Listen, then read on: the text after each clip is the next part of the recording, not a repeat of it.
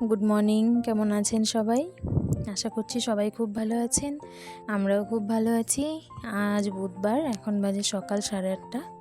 8:30 থেকেই আমি আমার ব্লগটা স্টার্ট করছি।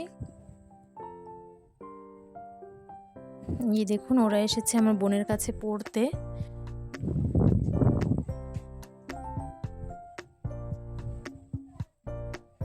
আর আজকের ওয়েদারটা দেখেছেন? সকাল 7টা পর্যন্ত অঝোরে বৃষ্টি হয়েই গেছে।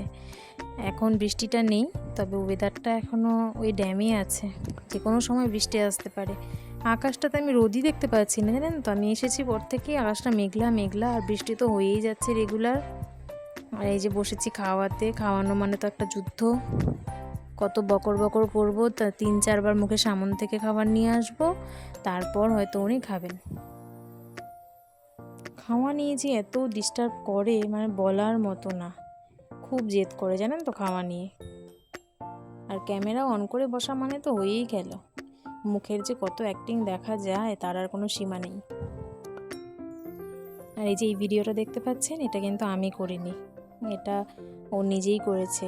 নিজে হাতে মোবাইল নিয়ে বলছে আমি একটু ব্লগ করি। যে এখানে মনা চা খাচ্ছে, মা চা খাচ্ছে। তো আমি আর স্কিপ করিনি, ভাবলাম যে না, কষ্ট করে যখন ভিডিওটা করেছে তাহলে থাক, দেখাই, তাহলে ও খুশি হবে দেখে।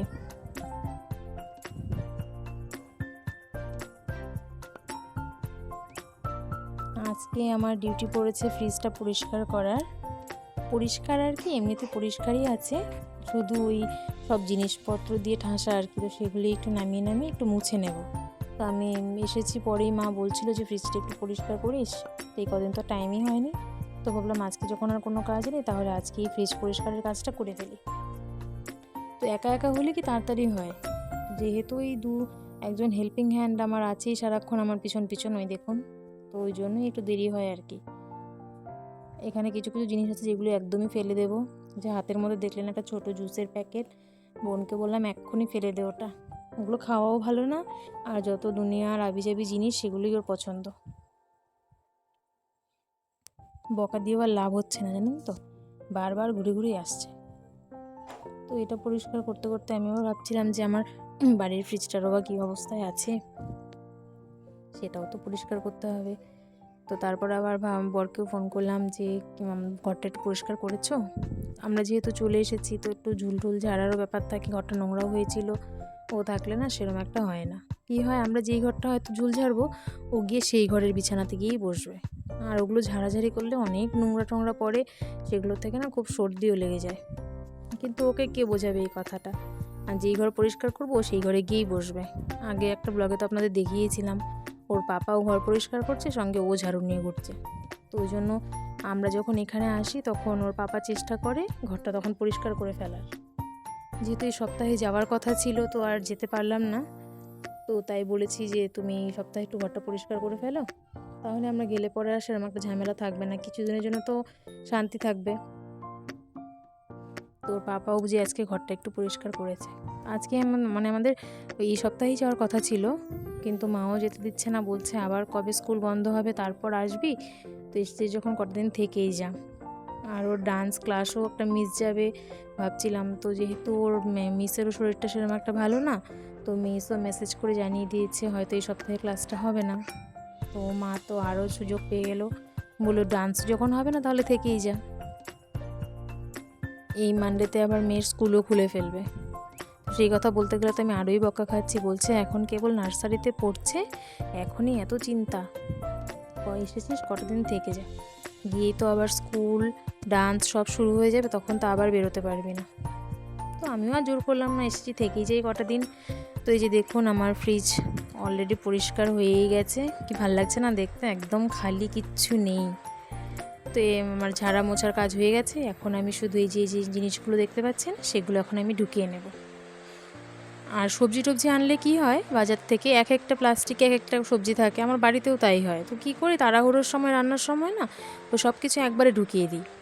তারপর এগুলোতে তো আরও বেশি জাম হয়ে যায়, প্লাস্টিক হয়ে যায় ফ্রিজে। তো সেগুলোই আমি আজকে সবগুলো একসঙ্গে একটা প্লাস্টিক করে রেখেছি। তারপর এক একটা ঝুড়িতে, মানে প্লাস্টিকে এক এক রকমের ফল টল ছিল, সেগুলোকে সব একসঙ্গে করে রেখেছি। আর মেয়ের কান ফুটো করেছে পর থেকে না ফল দিচ্ছিলাম না, ভয় পাচ্ছিলাম যদি আবার কানটা পেকে যায়। মালটা মৌসম্বি এগুলো দিচ্ছিলাম না। তো মা বলছে যে কানে যখন মলম লাগাচ্ছিস, গরম তেলও দেওয়া হচ্ছে, তো এখন আর ভয় নেই, এখন আস্তে আস্তে দে। তো এই জন্য আজকে আমি দুটো মালটাও বের করে রেখেছি, বেদানা বের করে রেখেছি। তো দেখি ওয়েদারটা যদি একটু ঠিক হয় তাহলে দেবো। আর বেশি ঠান্ডাতে না দিতেও ভয় লাগছে। ওর যেহেতু গলা ব্যথার একটা প্রবলেম আছে, তো ওই জন্য এটা ওয়েদারটা ঠান্ডা ঠান্ডা থাকলে না আমি ওই জুস টুসগুলো দিতে একটু ভয়ই পাই। তো দেখি কি করি, যদি ওয়েদারটা একটু গরম হয় তাহলে দিয়ে দেব। এই যে দেখুন আমার ফ্রিজ গোছানো কমপ্লিট। চলুন রান্নাঘরটা থেকে একটু ঘুরে আসি, কি কি রান্না করছে সেটা আপনাদের সঙ্গে একটু শেয়ার করি। এখানে মাছ বের করেছি, মেয়েকে ভেজে দেবে সকালে। এখানে আছে আলু আর চাল কুমড়োর খোসা ভাজা, আর এখানে করবে চাল কুমড়ো ঘন্ট। তো ঘন্টটা মোটামুটি হয়ে গেছে, ভাজাও হয়ে গেছে। আর এখানে কেটে রেখেছি পেঁয়াজ, রসুন, আলু। আজকে হবে মাটন, তো মাটনটা একটু পরেই করবে। আর ও বসেছে এখানে মাটন কষা নিয়ে, যেহেতু এখনও সেরম একটা সেদ্ধ হয়নি, তো ও খেতেও পাচ্ছিল না, তো তাও নিয়ে বসেছে, চেষ্টা করছে খেতে পারে কি না। এটাতেই আবার বলছে খুব ভালো হয়েছে। তো দেখুন ফাইনাল আবার দেখিয়ে দিচ্ছি আপনাদের। এখানে চাল কুমড়া ঘন্ট আছে, এখানে রয়েছে ভাজা, আমরা এগুলো দিয়ে সকালেও খেয়েছি। আর এখানে হয়েছে মাটন। দেখছেন ঝোলটার কালারটা কি সুন্দর এসেছে না? খুব সুন্দর হয়েছিল, দারুণ হয়েছিল খেতে। তো ফাঁকে একটু এসেছি বাইরে বারান্দাতে। এই দেখুন পায়রাগুলো। আচ্ছা পায়রাগুলো ঘাসের মাঝখান থেকে কি খাচ্ছে বলুন তো? কিছুই তো সেরকম আমি দেখতে পাচ্ছি না। অনেকগুলো পায়রা, ওরা কিছু একটা খাচ্ছে ঘাসের মাঝখান থেকে। তো আমাদের দুপুরে খাওয়া দাওয়া হয়ে গেছে। দুপুরে খাওয়া দাওয়ার পরে একটু বেরিয়েছে ওর মামামের সঙ্গে ঘুরতে। লাফাতে লাফাতে নাচতে নাচতে আসছে। ছাগলকে চেষ্টা করছিল পাতা খাওয়ানোর, কিন্তু ছাগল তো আর ওর হাতে পাতা খাচ্ছে না, সেই জন্য বাড়িতে চলে এলো তাড়াতাড়ি। এখন বাজছে বিকেল 5:30, আর আমি বসেছি লটকা নিয়ে। যে লটকাগুলো আপনাদের সঙ্গে এর আগের ব্লগে শেয়ার করেছিলাম একদিন আমি আসার পর, তো ওগুলোই। তো ভাবলাম আজকে ফ্রিজ পরিষ্কার করতে গিয়ে দেখলাম এগুলোও অনেক রয়ে গেছে। তো ভাবলাম নষ্ট করে কি হবে বলুন, একজন আশা করে দিয়েছে খাওয়ার জন্য। আর আমি বোনকে বলছিলাম, ও বলছে ও এখন খেতে যাচ্ছে না, খাবে না। তো আমি বললাম যে আমি একটু বসে বসে খাই। আর লটকাগুলো না প্রচণ্ড মিষ্টি ছিল, জানেন, খুবই ভালো ছিল খেতে। আর কালারটা এখন একটু ফেড আপ হয়ে যাচ্ছিল, আর কত থাকবে এগুলো, তো ওই জন্যই এই কয়েকটা আমি খেলাম। এখন সন্ধেই হয়ে গেছে, চলুন আমার জেঠি বাড়ি থেকে একটু ঘুরে আসি। মাও আছে জেঠি বাড়িতেই। তো জেঠি আমাকে ফোন করলো, আয় চা খেয়ে যা, চা বানাচ্ছি। তো আমি ভাবলাম ভিডিওটা অন করেই যাই, কেউ জানে না আমি যে ভিডিও অন করে এসেছি। ওই দেখুন মা বসে আছে বারান্দায়, তো ঘরে ওই যে দুজন দেখে অবাক, তুই সবসময় ক্যামেরা অন করে আসিস। তাই আমি ভাবলাম যে হ্যাঁ, ব্লগাররা তাই করে, যেহেতু ব্লগ স্টার্ট করেছি কেন আমি ক্যামেরা অন করে আনবো না বলুন তো। তো আজকে এই ঘরেই আড্ডা হবে, চলুন আপনাদের সঙ্গে আড্ডাটা শেয়ার করব। তো জেঠিকে একটু দেখাতে নিয়ে আসলাম, জেঠি করছে এখানে চা। একটু অন্ধকার পড়েছে এখানটায়, তো আবার কাপড় চোপড় গোছাচ্ছে। তো ভাবলাম যে আজকের ব্লগে আর আমি কি দেখাবো, এগুলোই দেখাবো আজকে ব্লগে। তো আমাদের আড্ডা জানেন তো কী হয়েছে, এখানে আড্ডা দেওয়ার সময় ক্যামেরাটা তো অন করে আমরা বসেছি, এদিক দিয়ে 30 মিনিট হয়ে গেছে, আমি তো ভিডিওটা বন্ধই করিনি। তারপর হঠাৎ করে আমার মনে পড়েছে আরে ভিডিও তো চলছে। তো তারপর ওই 30 মিনিটের ব্লগটা কেটে কুটে তারপর আবার এটাকে স্পিড করে একটু ছোট করা গেছে আর কি। আমরা না এমনই জানেন তো, এখন তো তাও কম। আমি তো আগের ব্লগে আপনাদের সঙ্গে শেয়ারই করেছি যে আগে আমরা কি পরিমাণ আড্ডা দিতাম, এখনও আমরা তাই করি। কখন মানে কোথায় চলে যাব গল্পের মাঝখানে তার কোনো গ্যারান্টি নেই। আমাদের ঘরে একদিন জেঠির ঘরে, ছোটো কাকির ঘরে চলতেই থাকে। তো ছোটো কাকির ঘরের আড্ডাটাও একদিন আপনাদের সঙ্গে শেয়ার করব।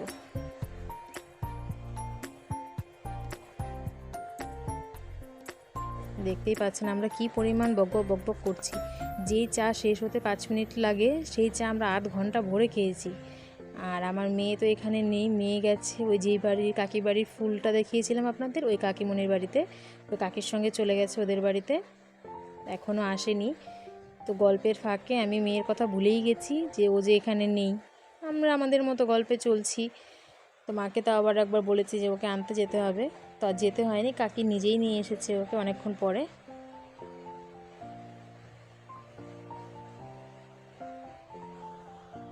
আমরা গল্পের মাধ্যমে কত আত্মীয় বাড়ি, এই বাড়ি ওই বাড়ি, বিয়ে বাড়ি, যত কিছু আছে সব পুরো দুনিয়া ঘুরে ফেলেছি আমরা গল্পের মধ্যে দিয়ে। দেখতেই পাচ্ছেন কি পরিমাণ গল্প হচ্ছে।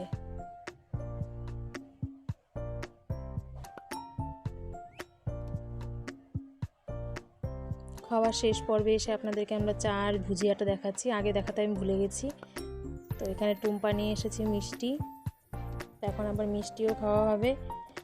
সেই মিষ্টি নিয়েও কত কাহিনী, এক একটা এক এক রকমের। তো সবাই বলছে সবগুলোকে ভাগ করে দেবো, সবাই অর্ধেক অর্ধেক করে খাবো, প্রত্যেকটা সবাই ট্রাই করব। তো চলে এসেছি বাড়িতে।